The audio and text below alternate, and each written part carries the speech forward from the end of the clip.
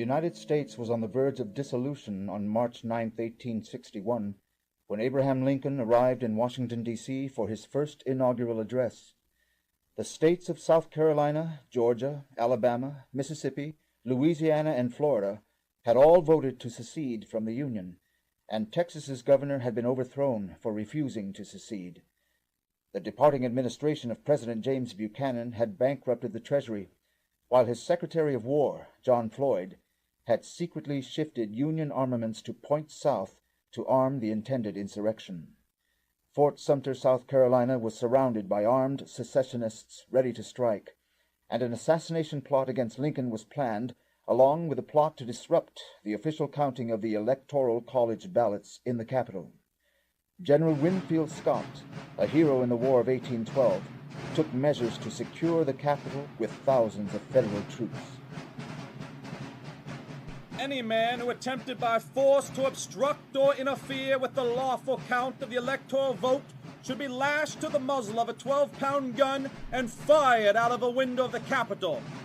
I would manure the hills of Arlington with fragments of his body, were he a senator or chief magistrate of my native state. It is my duty to suppress insurrection. My duty. This siege of the Capitol and coming war was for Lincoln not merely a conflict between the North and the South, but a world war against the British Empire.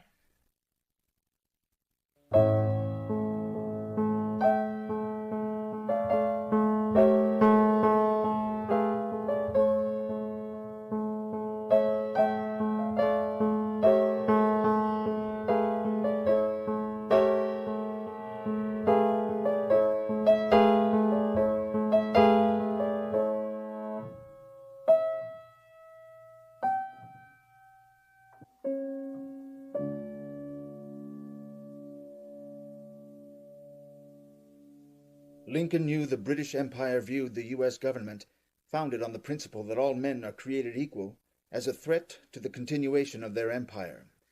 Lincoln also knew that the British Empire had not only steered the development of the present secession, but had organized continuous secession movements to break up the Union since the American Revolution. Alexander Hamilton, the first Treasury Secretary and founder of the American system of economics, was assassinated in 1804 by Aaron Burr, the Vice President of the United States. At the same time, Burr organized a military insurrection against the government to create a separate nation composed of the vast Louisiana Territory and part of Mexico. The design, funding, and brashness of Burr's operation were not his own. I have just received an offer from Mr. Burr, the actual Vice President of the United States, to lend his assistance to His Majesty's government in any matter in which they may think fit to employ him, particularly in endeavoring to effect a separation of the western part of the United States from that which lies between the Atlantic and the mountains, in its whole extent. The British government which deployed Burr burned the capital to the ground 8 years later in the War of 1812, and organized a secession movement of the New England states, a system driven by the British East India Company and its Secret Intelligence Service Director, Lord Shelburne. As the United States defeated these various attacks, Shelburne's successor and protege, Lord Palmerston, turned to the British slave system in the southern U.S. as the new axe to chop apart the United States. The slavery system, destroying the southern United States, was a critical part of a worldwide British economic system to which Adam Smith gave the name free trade. Beginning in West Africa, the British East India Company, Royal Africa Company, and others captured slaves. These slaves were shipped to the Western Hemisphere to create the slave plantation system of the southern United States. The principal product of this system in the 19th century was cotton, 75% of which was exported to England. Here, English peasants worked for shillings to turn the cotton into low-quality textiles, which were then sold in India, the crown jewel of the empire. The Indian subjects, denied the right by the British to produce for themselves, paid for the textiles with opium crops. The Indian opium was then shipped from India to China, where it was forced on the Chinese people for enormous profit, addicting millions to the life-sucking drug. The profits from this cycle, characterized by East India Company lackey Adam Smith as buying cheap and selling dear, was the foundation of the empire's existence. An interruption of any one part was an interruption to the whole. In dealing with vulgar-minded bullies, and such unfortunately the people of the United States are, nothing is gained by submission to insult and wrong.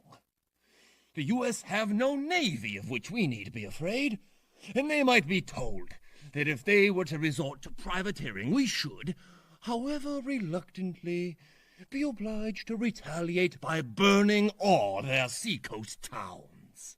Palmerston never gave up the hope that the United States could be broken apart, that you could destroy the American system.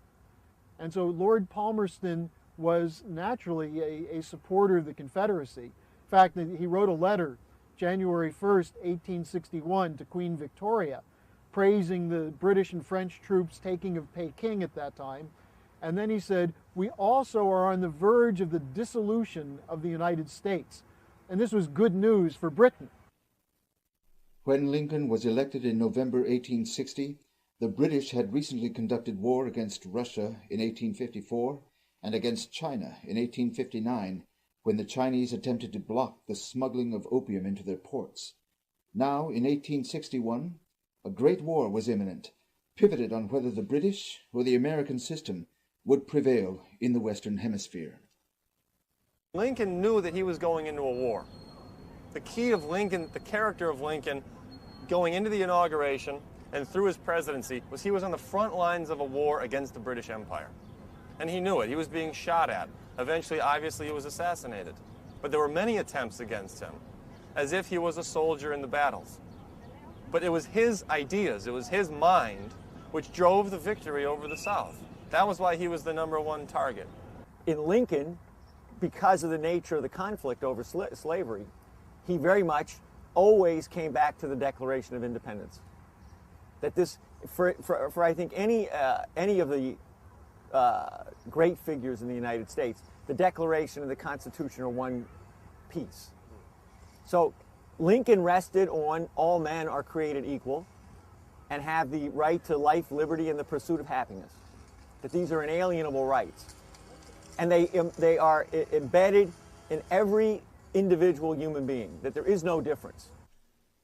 On his trip to Washington for the inauguration, Lincoln was notified of an assassination plot laid for him at a scheduled stop in Baltimore, Maryland. Now, when he passed through Philadelphia, after having been informed of this plot, he stood right here on this spot and participated in a flag-raising ceremony on the morning of February 22nd, 1861. I have never had a feeling politically that did not spring from the sentiments embodied in the Declaration of Independence. I have often pondered over the dangers which were incurred by the men who assembled here and adopted that Declaration of Independence. I have pondered over the toils that were endured by the officers and soldiers of the army who achieved that independence. I have often inquired of myself what great principle or idea it was that kept this Confederacy so long together. It was not the mere matter of the separation of the colonies from the motherland, but something in that declaration giving liberty not alone to the people of this country, but hope to the world for all future time. It was that which gave promise that in due time the weight should be lifted from the shoulders of all men, and that all should have an equal chance. This is the sentiment embodied in that Declaration of Independence. Now, my friends, can this country be saved upon that basis? If it can, I will consider myself one of the happiest men in the world if I can help to save it. If it can't be saved upon that principle, it will truly be awful.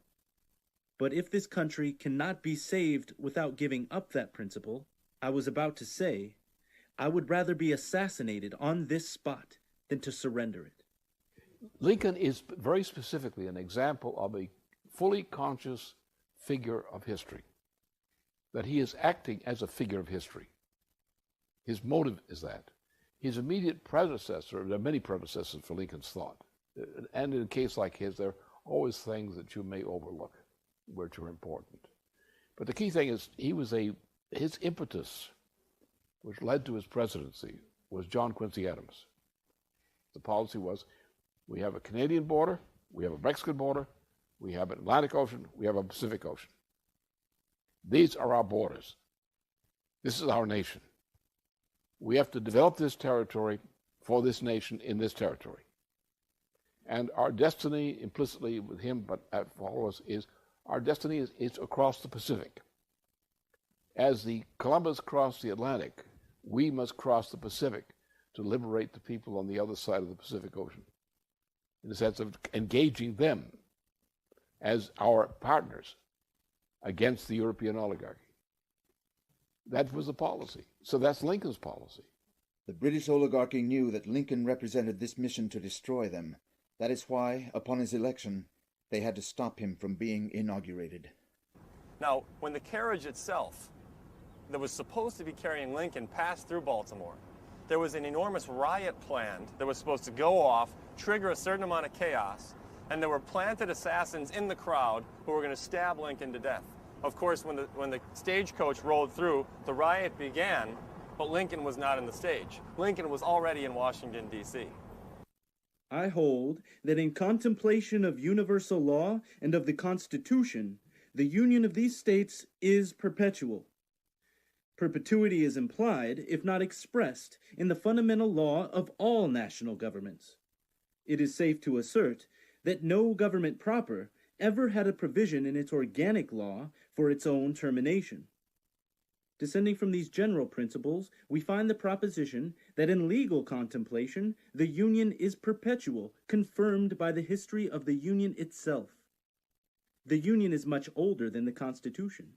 It was formed, in fact, by the Articles of Association in 1774.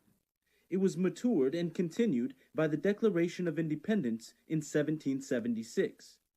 It was further matured, and the faith of all the then 13 states expressly plighted and engaged that it should be perpetual by the Articles of Confederation in 1778. And finally, in 1787, one of the declared objects for ordaining and establishing the Constitution was to form a more perfect union. But if destruction of the Union, by one or by part only, of the states be lawfully possible, the Union is less perfect than before the Constitution, having lost the vital element of perpetuity. It follows from these views that no state upon its own mere motion can lawfully get out of the Union, that resolves and ordinances to that effect are legally void, and that acts of violence within any state or states against the authority of the United States are insurrectionary or revolutionary according to circumstances. 1 month after Lincoln's inauguration, the Southern Rebellion began. The Confederate Army received huge support from Palmerston's British Empire throughout the war. However, Lincoln defeated the Confederacy by reviving the superior moral principle and industrial might of the nation. Even amidst civil war, Lincoln advanced the unity of the United States, as with his launching of a transcontinental rail project and encouragement of settlement by immigrants of lands west of the Mississippi. 2 days after the surrender of the Confederacy in April of 1865, Lincoln spoke on his policy for bringing the South back into the Union as if they had never left. Only 3 days after that, Lincoln was assassinated. The trigger man, John Wilkes Booth, was no lone gunman. Booth had been recruited to the assassination plot years earlier through a nest of Palmerston agents in British Canada, such as George Sanders, a paid operative of the British Empire's Hudson Bay Company, and John Surratt, a regular agent of the London-based Confederate Secret Service.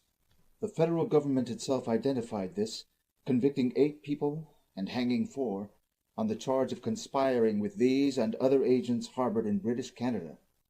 However, these principal British agents, such as Surratt and Sanders, although wanted by the federal government, fled to safety in Great Britain. The Lincoln murder was a desperate British reaction to the defeat of their century-long strategy for dissolution of the United States. But instead of the United States dissolving into chaos, Lincoln's ideas became more powerful through his death. Because of Lincoln, the transcontinental unity of the nation would be achieved a few short years later. but also the living power of the U.S. Constitution and Declaration of Independence emerged over empire as a power in the world. In the eyes of foreign nations, the young United States, previously only a daring experiment in law and government, now had validated its principles. Through individuals like Henry C. Carey, who had been Lincoln's economic advisor, the United States underwent the most rapid industrialization and economic growth of a country that humanity had ever seen. This development was driven by economic policies explicitly against British free trade, such as the highest tariffs in the history of the U.S. These tariffs banished the British Empire's cheap slave labor goods from American markets, allowing manufacturing, infrastructure building, and population growth to steam ahead.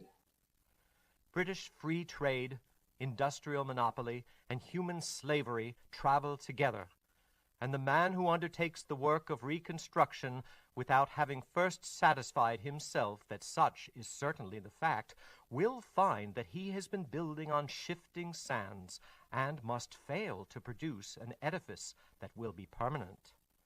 Look where you may, you will find prosperity to exist in the inverse ratio of the connection with Britain. As Carey wrote, everywhere where British free trade was implemented, it destroyed people, it destroyed food supply, it destroyed resources, it destroyed soil, it destroyed what civilization might have existed. You bring in British free trade, what's left? Destruction. Protecting the development of your population, your core capabilities, agriculture, industry, and so on, that's protectionism. So when you look at this, no country has ever developed without protection. None. Not any country in Europe, not anywhere. On May 10, 1869, the last spike in the transcontinental line was driven. For the first time, the historic mission of the U.S. project was met.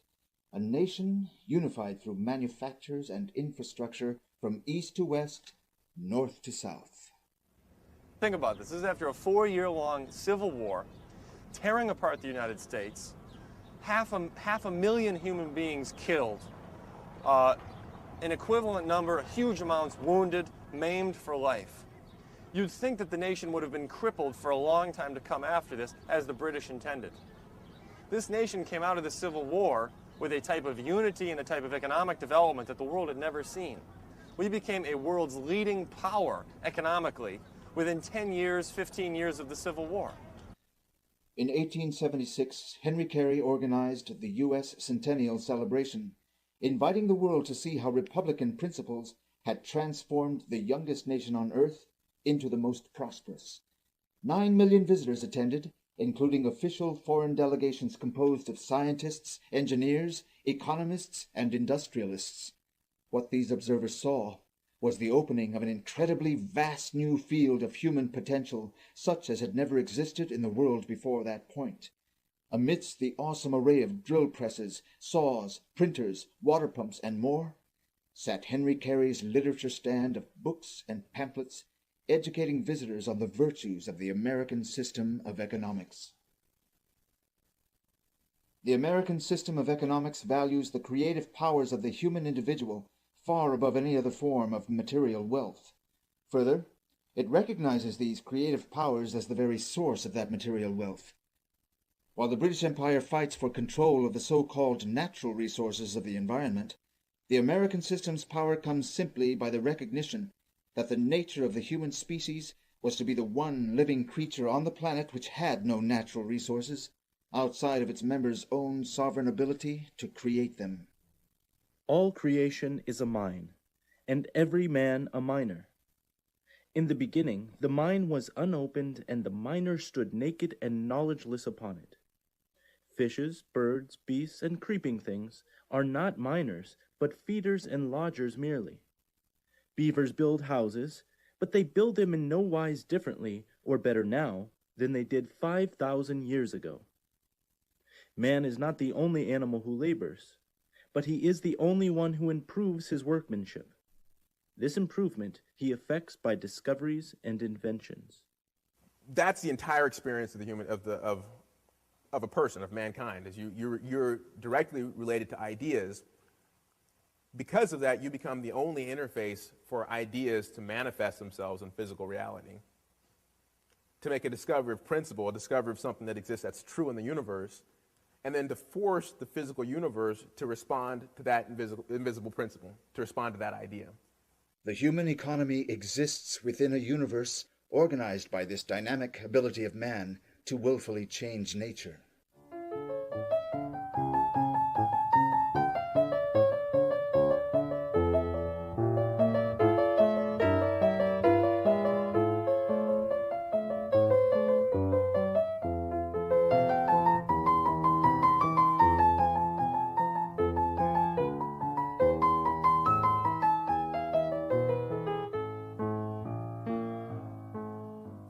For the human species, you have to ask yourself, what's required for that spread, that texture, that growth of humanity into these areas?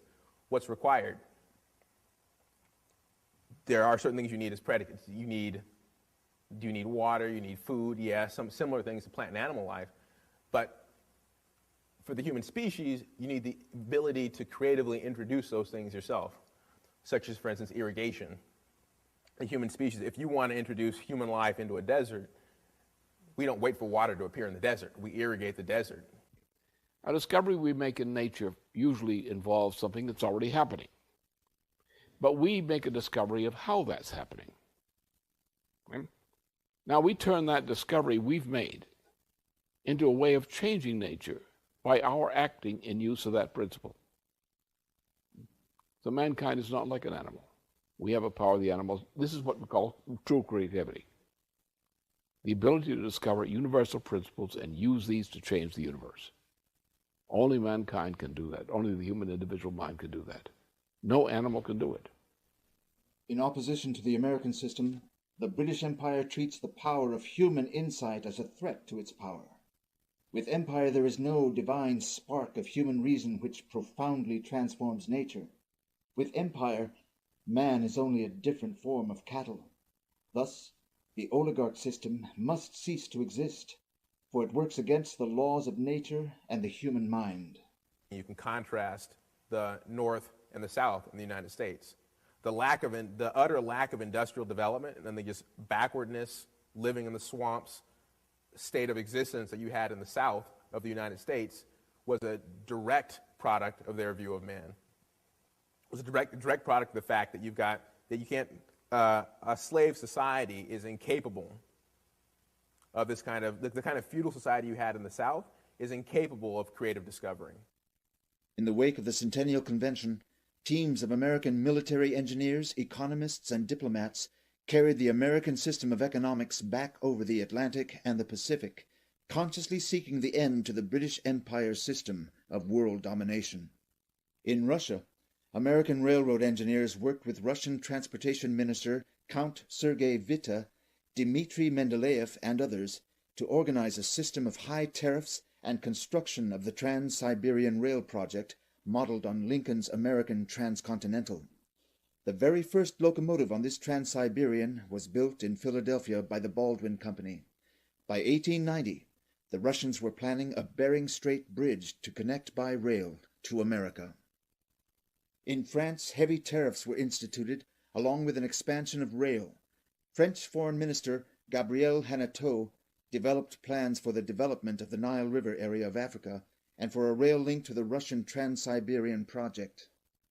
In Japan, E. Pishine Smith, a close collaborator of Henry Carey, traveled to Japan's Meiji court to shape the rapid transformation of the country into a modern industrial power.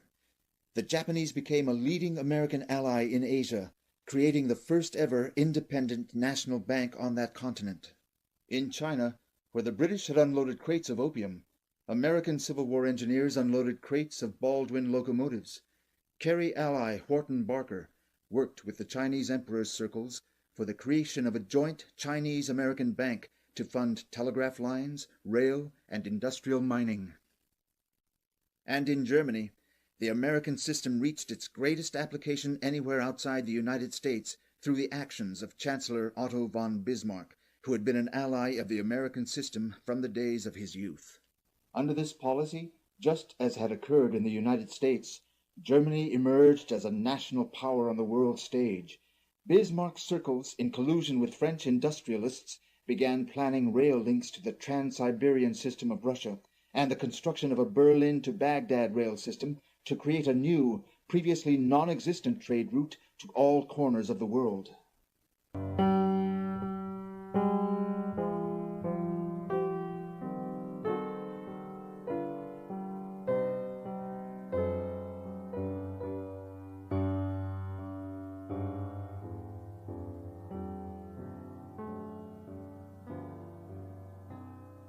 The threatened world leadership of the British East India Company based itself on a relationship between control of the world's sea routes and enforced underdevelopment of interior land masses.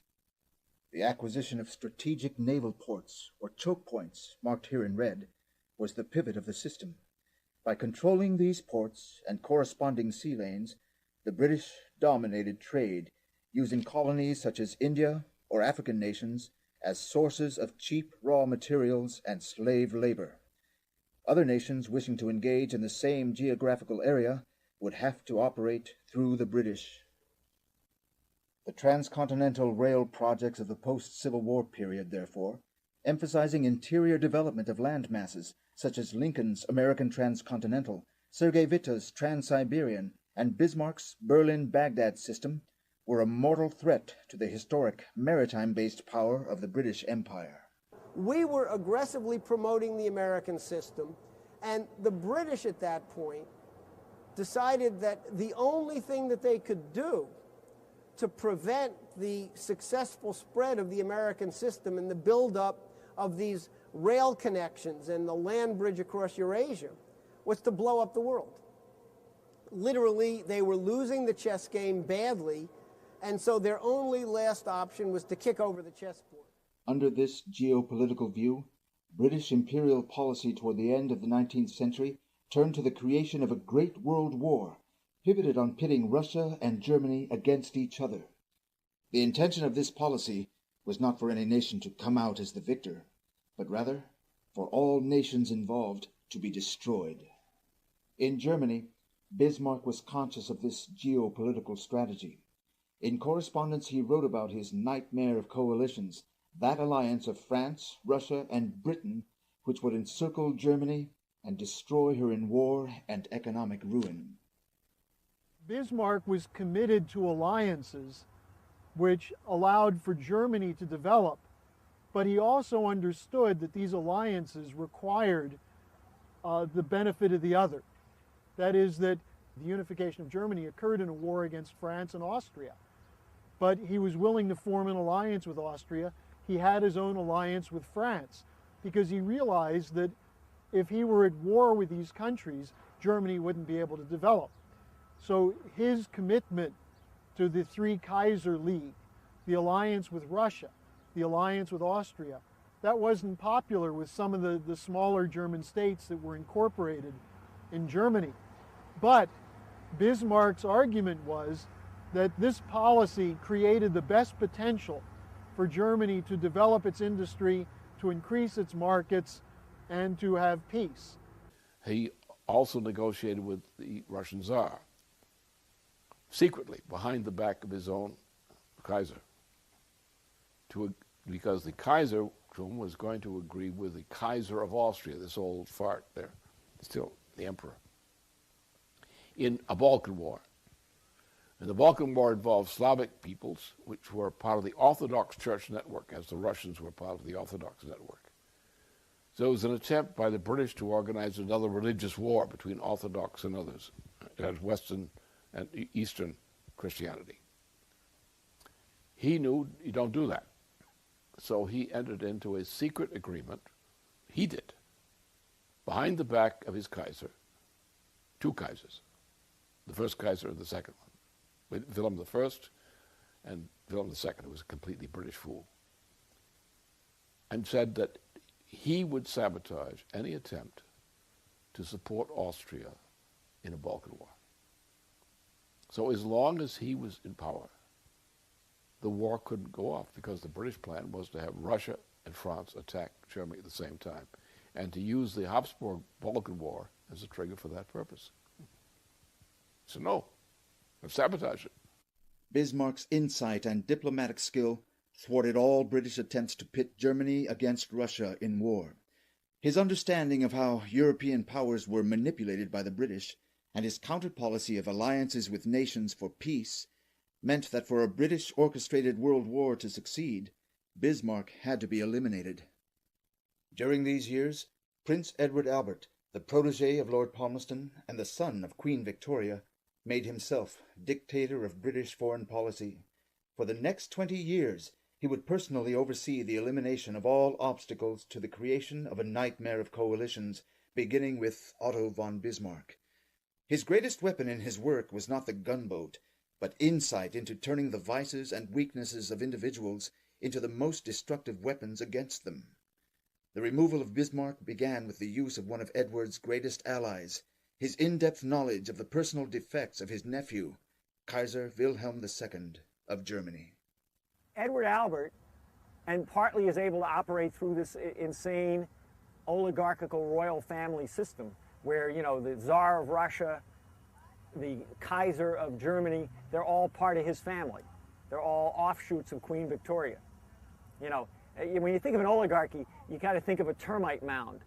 With the queen termite, this gigantic blob about 20 times the size of her consort, pumping out eggs, and every other termite is there to aid the queen in her eggs. When you have a bunch of noblemen who intermarry, you have family connections, but you also weaken the bloodline, so to speak. And so you had these figures like Kaiser William II, very inferior intellect, very much influenced by the pomp and circumstance of the empire. Kaiser William II, I think in 15 years, had 37 design changes in the costumes of the Imperial Guard. He loved parades, but he was also desirous of flattery. He was very insecure. And so a court around him started saying from the moment he emerged, you can't be like Frederick the Great, his ancestor, if you have a Bismarck running policy. Under orders from Prince Edward Albert, Kaiser Wilhelm ousted Bismarck from the German chancellorship in 1890. This event marked the beginning of World War I. The long fuse of the British Empire's attack on the American system was now lit. After his ouster, Bismarck foretold the great coming war. For my part, I am no longer under any obligations towards the personalities now in office or towards my successor. All the bridges have been broken down. The tide, which used to connect us with Russia, has been severed. Personal authority and confidence are lacking in Berlin. If the country is well ruled, the coming war may be averted. If it is badly ruled, that war may become a 7 years' war. Prince Edward Albert and his sycophants now unleashed hell on earth. The nightmare coalition of Russia, France, and Britain, which Bismarck had worked to prevent, Edward now sought to create. Every nation in Europe and Asia which had responded to the United States' successes would be targeted for destruction. In 1894, French President Sadi Carnot was assassinated. Edward's Anglophile circles within the weakened French government then launched the Dreyfus Scandal. This involved the fraudulent conviction of French Army Captain Alfred Dreyfus, of Jewish-German descent, as a traitor. This scandal would continue for 12 years, giving birth to an anti-German and anti-Semitic right-wing turn in France. Temporarily overcoming his known disdain for the yellow races, Edward Albert and his sons, through continuous official visits to Japan, personally organized the brainwashing of the Emperor Meiji of Japan. Albert, as he had also done with Wilhelm, preyed on Japan's island mythology. You are an island in Asia, just as we are an island in Europe. As we rule over Europe, you shall rule over Asia. With England's help, Japan will become a great naval power. Under this direction, Japan launched war against China in 1894, using its largely British-built navy, and grabbing huge tracts of Chinese territory where U.S. and Russian industrialists had hoped to build critical links for the Trans-Siberian rail line. Although the advances achieved in the wake of Lincoln's Civil War victory were being quickly crushed in Europe and Asia, the United States remained at this time a stronghold of power and independence against the British Empire.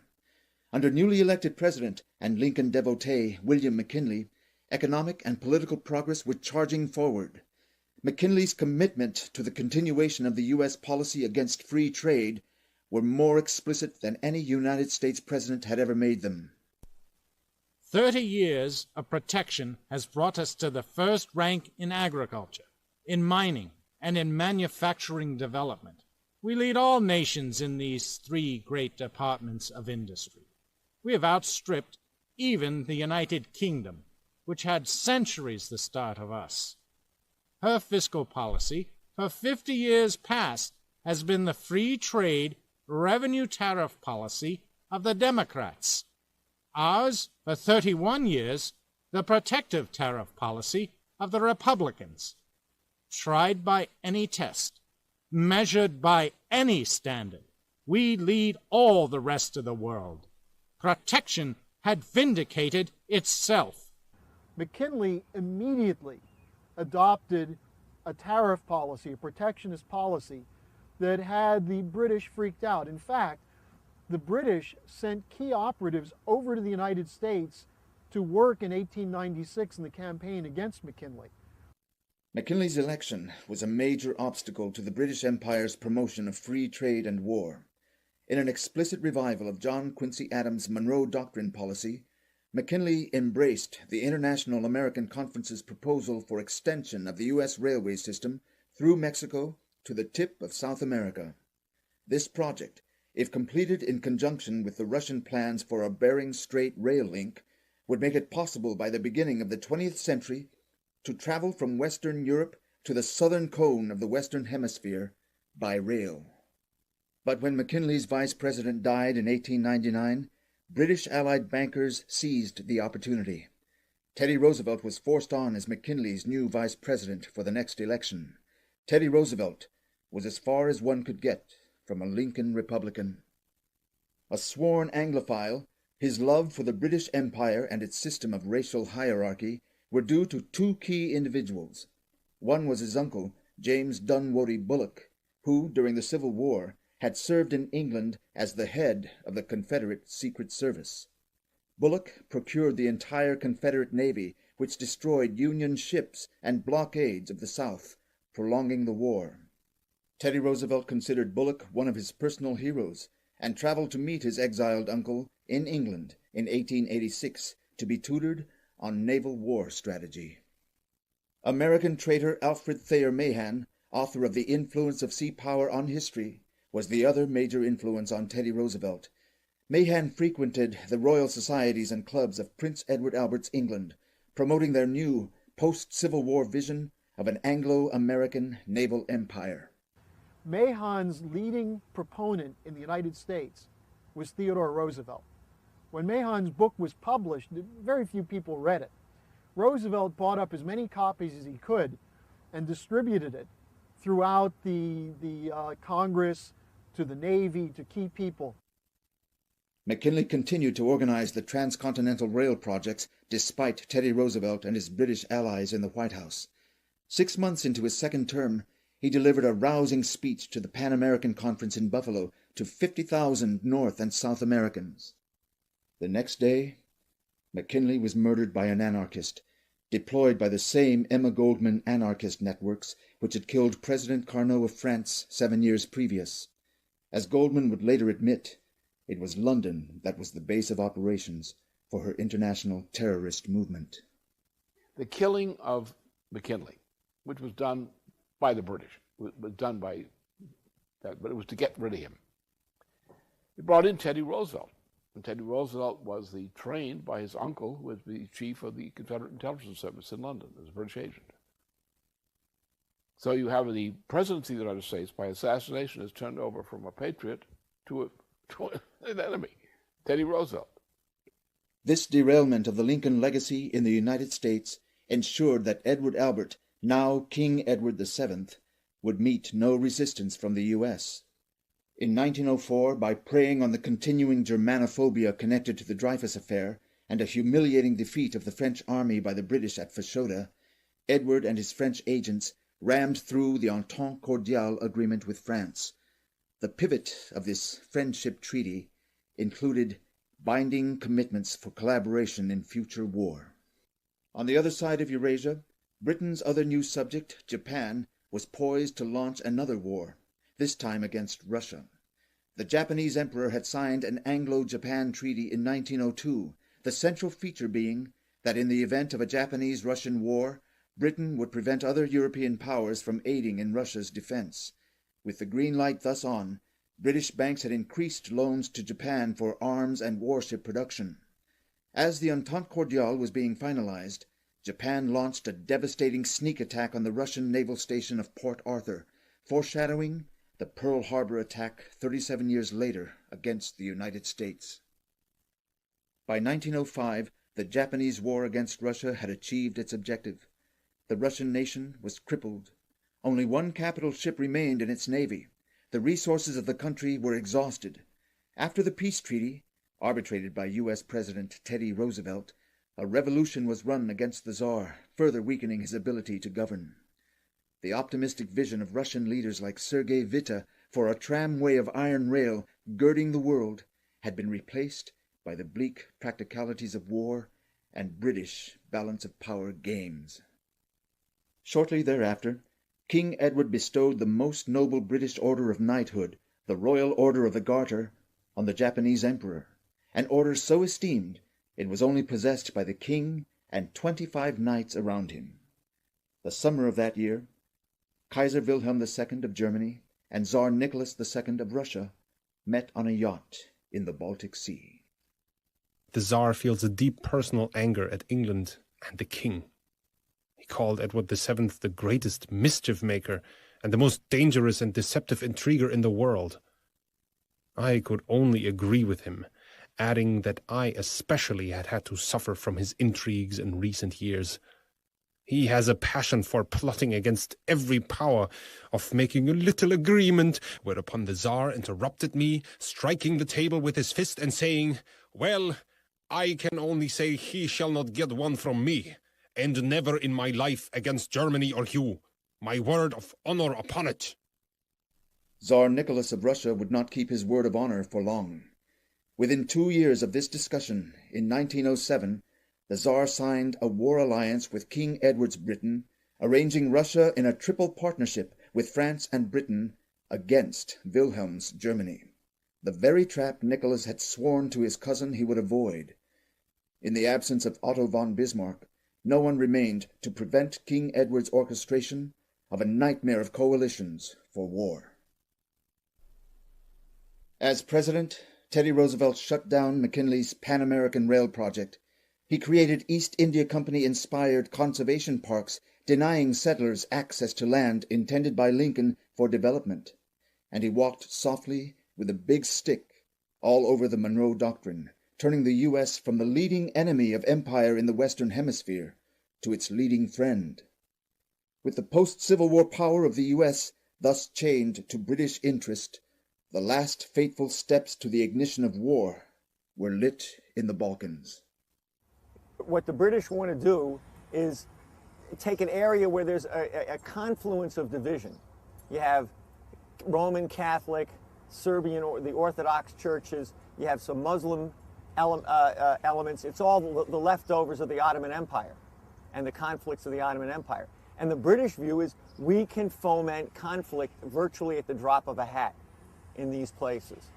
In June of 1914, the heir to the Austro-Hungarian throne, Archduke Ferdinand, rode through Sarajevo, Bosnia, and was assassinated by an anarchist. Predictably, the Austrians reacted by declaring war on Serbia.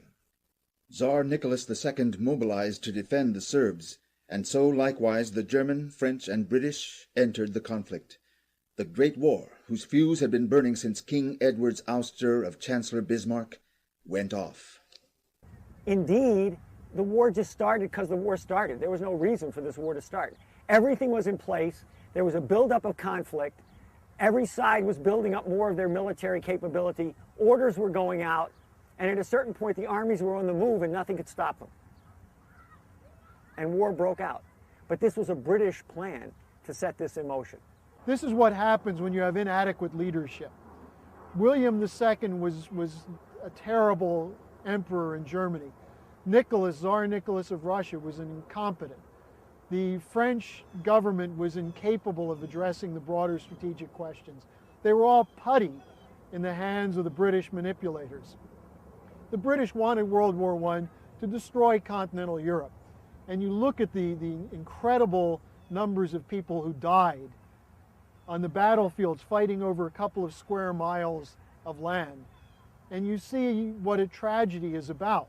But really, the key to this is Europe is destroyed and demoralized.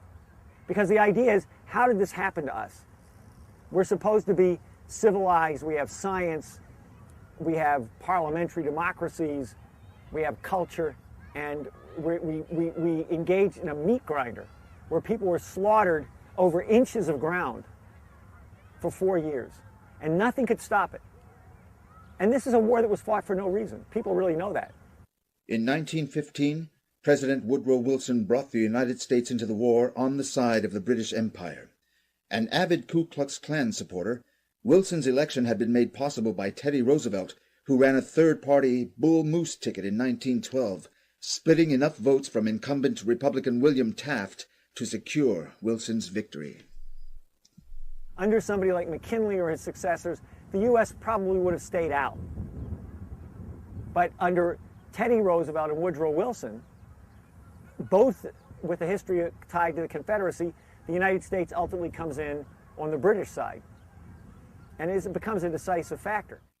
The 24-year-long orchestration of World War I by King Edward VII thoroughly shattered the possibility of ending the British Empire. In Europe and Asia, each nation which had embraced the American system in the wake of Lincoln's assassination had been roped into destroying itself. In the United States, the Lincoln legacy was all but lost, with Woodrow Wilson closely tying the U.S. to support of British imperial interest for the post-war world. The British Empire itself, now more in control of world politics than possibly ever before, positioned itself to eradicate the potential for the Lincoln legacy to arise again by moving for the permanent eradication of sovereign nation-states. For this, the deceased Edward VII's policy of steering nations into self-destructive conflict with one another would be continued, but around new figures such as H.G. Wells, who had served as the director of British intelligence during World War I. Wells and his collaborators began immediately to sow the seeds for another great war, this one to wipe away nations and pave the way for world government. Wells was a particularly nasty, evil, but very intelligent guy. And so in both his literary writings, his novels, his short stories, and then in his non-literary, non-fiction writing, particularly his Open Conspiracy, what Wells laid out is the idea that you have to create world government, world empire under British domination. This is an independent sovereign state. Yes, we must talk about that. We don't discuss it. We don't approve of independent sovereign states. You don't approve? We mean to stop them. That's war. If you will. All right, I think we know how we stand. The British foreign policy for Germany in the post-war period reflected the exact aims of Wells's policy. The Versailles Treaty of 1919, imposing nearly all of the post-war reparations on Germany, meant an undoing of all of Bismarck's previous successes and a dissolution of Germany as a sovereign country. At gunpoint, the most productive agricultural lands and natural resources were seized. Ships, locomotives, and half of the nation's gold reserves were taken away. Social programs were eliminated, industries privatized, and vicious waves of speculation unleashed on the Deutschmark. The Reichsbank desperately printed mountains of currency in the vain hope of covering the unpayable debt, leading to the hyperinflation crisis of 1923. The British had finally reconquered Germany. In the United States, the same banks and cartels dismantling the German nation positioned themselves for similar actions against the already weakened American system. J.P. Morgan's bank, located at 23 Wall Street, had been established as the American arm of a British bank and steered as an insurrection into American finance since the 1860s. By the 1920s, the House of Morgan operated more akin to a cartel than a bank, with no public function and a board which reached into thousands of American companies, industries, and utilities. The hand of Morgan was known to be monarchical in the land of American finance, only subsumed in power by the British Empire he was acting for. It was this vast financial network which would take over the political parties, install a series of London and Wall Street-controlled presidents like Calvin Coolidge, and advise the dismantling of the American system. By 1928, John J. Raskob, a J.P. Morgan asset who had built his fortune through insider speculation, rose to prominence in the Democratic Party. Raskob lent the bankrupt Democratic Party more than $300,000, nearly erasing their debt. Raskob was then appointed chair of the Democratic National Committee, where he exerted powerful influence over the party's politics. The financial crash on Wall Street spread throughout the economy as a whole. And so you had not only massive unemployment through the collapse of the entire industrial and agricultural base of the economy, but you really were headed into the direction of real social despair bordering on social chaos. Well, the shock was great. But then 1930, 31, 32, and 33. It was a horrible nightmare for them. People, you'd see them, the crowds waiting on the soup kitchens to eat breakfast in Manhattan, lined up, dressed of people who had been considered themselves well-to-do in the previous time. Now they are with their top hats, their suits, and so forth. They're out there in the street, practically begging for a meal. Look, this was a very dangerous period. This was the period when there was an effort by the Morgan interests to put a fascist government in power in France around Pierre Laval. This was the period of the Spanish Revolution when the fascist regime of Franco was put in. Hitler was in power. Mussolini was in power. There was a pro-fascist movement in Britain centered around Lord Beaverbrook, which was moving to take over Great Britain. And there were bankers on Wall Street who supported this, including the grandfather of our current president. Prescott Bush was working through the Harriman interests to fund Hitler. Through these networks, and directed on the ground by Reich Bank President Hjalmar Schacht, millions of dollars were injected into the Nazi Party. By January, German President Hindenburg was pressured to put Hitler in as the Chancellor, and by February 27, 1933, the Reichstag building was set on fire by a Nazi party member. The Nazis blamed this on the Communist Party and then used the fear inspired by the events as a pretext to give Hitler emergency dictatorial powers. The economic crash in the United States had snowballed into widespread hunger, bankruptcy, foreclosures, and 25% unemployment. People were not in a position to pay attention to the ominous rumblings abroad. Yet interest in the coming elections was unprecedented.